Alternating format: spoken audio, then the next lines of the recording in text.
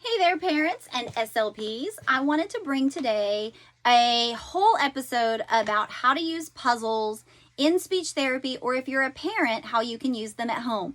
Both situations will apply, so there's not really a whole lot of difference here. So we're just going to dive right on in. The first thing we're going to talk about is making sure that you choose a puzzle that is appropriate for your child. So what you want to do is, if you have a little one that has never really done puzzles before, has very little experience, needs to work on some matching, maybe they're a very young toddler age, you want to try one of these.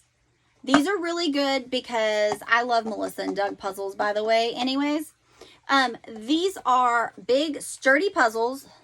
Warning, I'm going to tell you right now, these pieces do hurt if they are thrown at you, so just make sure you dodge them if they come your way. But they have knobs on them. So this is what makes them really good for the little bitties that may have some fine motor difficulties, or even young kids that are on the spectrum that have a little bit of trouble with grasping things. This makes them a little bit easier.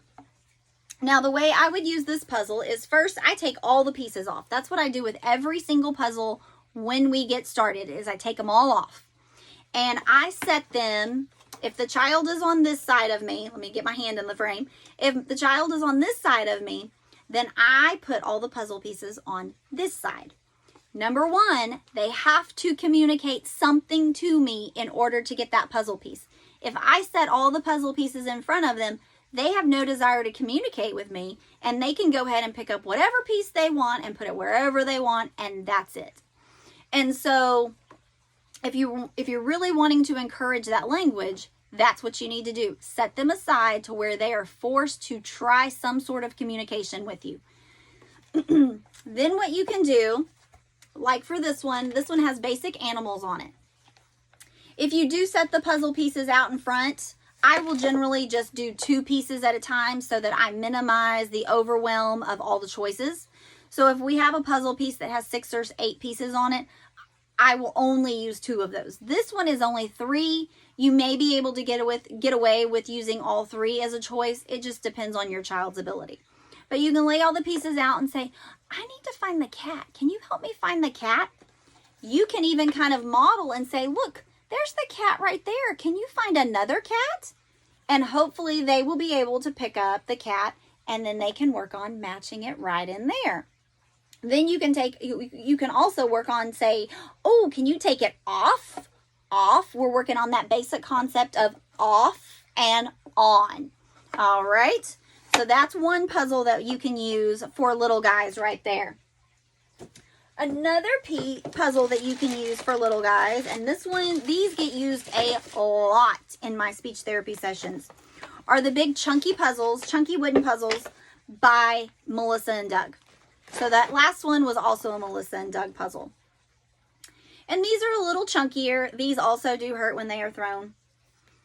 And what I will do is I will either leave them in the bag or I will take them all out.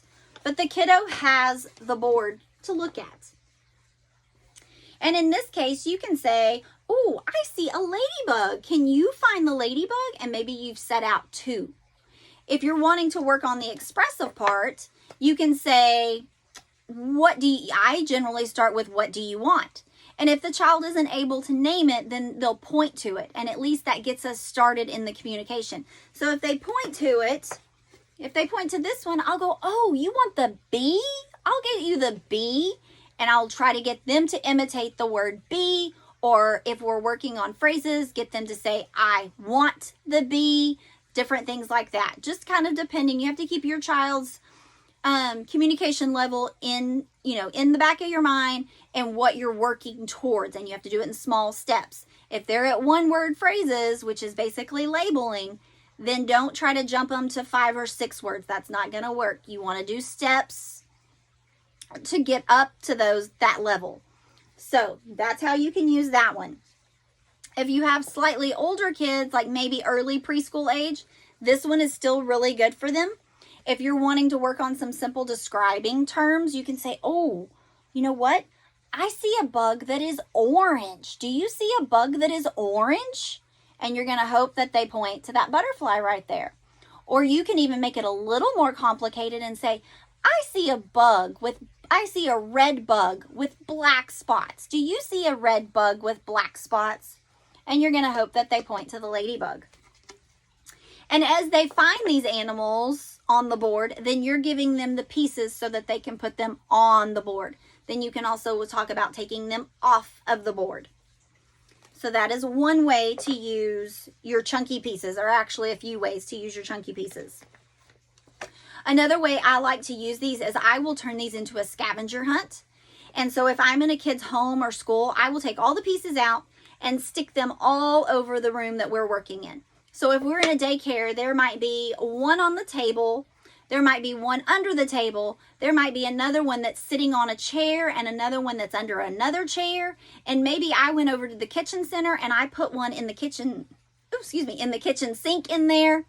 And then I will tell the kid, okay, I need for you to find the butterfly. Can you go find the butterfly? What are you looking for? The butterfly. Okay, so we're modeling that word constantly. And then when I asked, what are you looking for?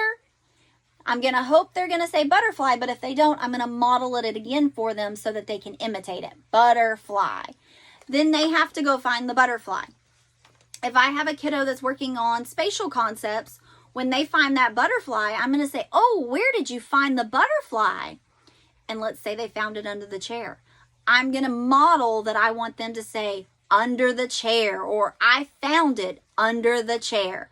Generally, I will kind of stick with that smaller phrase, under the chair, instead of trying to stretch it out into a big, huge one, just to make it a little bit easier and let them realize what the word under, we're talking about the word under, and they already know that it's a chair.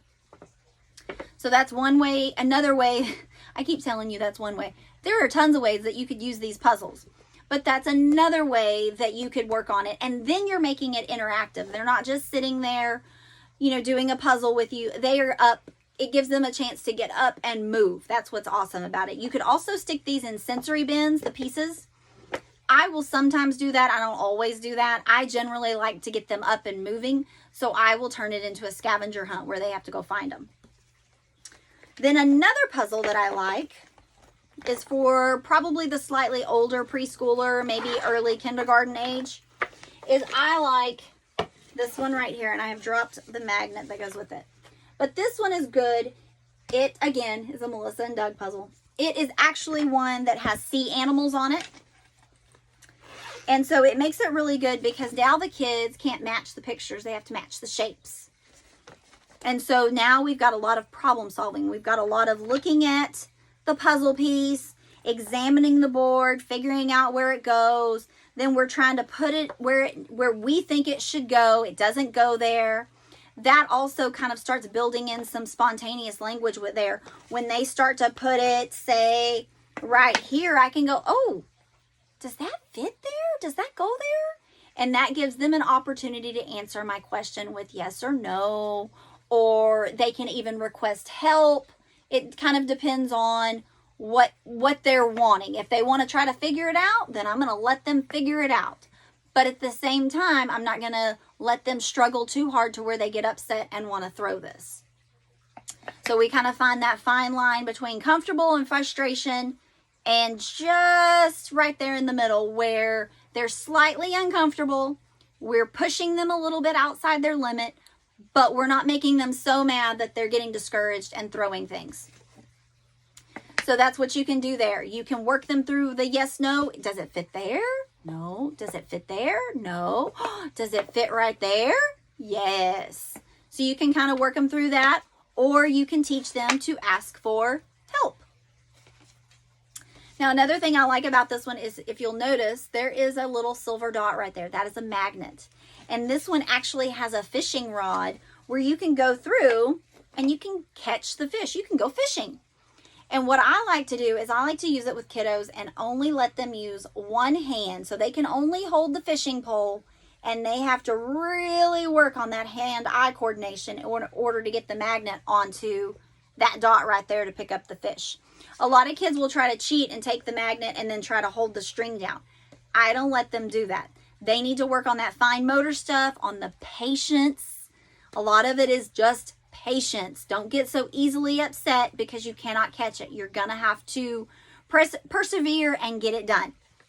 So that's one thing on that one. And then I do like cardboard puzzles as well. These are really great ones. However, I don't use these with a lot of little bitty ones. So we're talking toddler, early preschool age. These are going to be more for your 5 to 6. So we're talking more kindergarten, first grade age. But what you can do is they also provide great language in the pictures. So if you find one, like both of these came from Dollar Tree, if you find one that piques your child's interest, go ahead and get it. One of these, this Ariel one, is 48 pieces and the Hulk is 24. So make sure you get one, again, that's appropriate. Doesn't get them, you know, if this is their first puzzle, you may not want to start out with the 48 piece. You may want to start with 24 or even a few less if they have them. But you, generally what I will do with them is I will make the outline of the puzzle. I will go ahead and do all the outside edges so that all they have to do is fill in the middle. And this is where all that problem solving comes in, you know, taking a piece, and let's say we're working on this Ariel one and it looks like we have the ocean down here, like an ocean floor down here, and then we have water up here. We have seashells down here, but there's no seashells up here. So if the child tries to take one of these pieces that's part of the seashell and put it up here, I can go, well, look at our picture. Do we have seashells up here? And that gives them a chance to interact and say, yes, no, I need help. And then we can talk about, no, the seashell's not up at the top. It's down at the bottom. So then we're still fitting in those spatial concepts with top and bottom. The Hulk one, it's really cute. It's a little, this one in particular has a little bit of an organic shape. So this one I would probably definitely go ahead and do the outline for the kiddos and then let them go ahead and fill in the middle. And this is where they're going to have to ask for help if they need it. If the puzzle piece doesn't fit, I don't want them to get super mad at it, but I do want them to kind of have to learn to turn, because sometimes they'll have it in the right spot. They just don't have it turned right. So I'll kind of let them work it out. And then if it doesn't happen, then I'll kind of guide them to say, and I'll just say, turn your piece. And if it doesn't fit that way, I'll go turn your piece. I try not to do anything for them because I want them to figure some things out and use those problem solving skills that I know they have. So that is all for today. I have no communication board or anything for it because there are so many different puzzles out there that it's kind of hard to do that kind of stuff. So if you need any further assistance or you're needing a board or anything like that, you can always message me or email me and let me know, and we can try to figure out something. So until next time, I will see you guys all again later. Bye.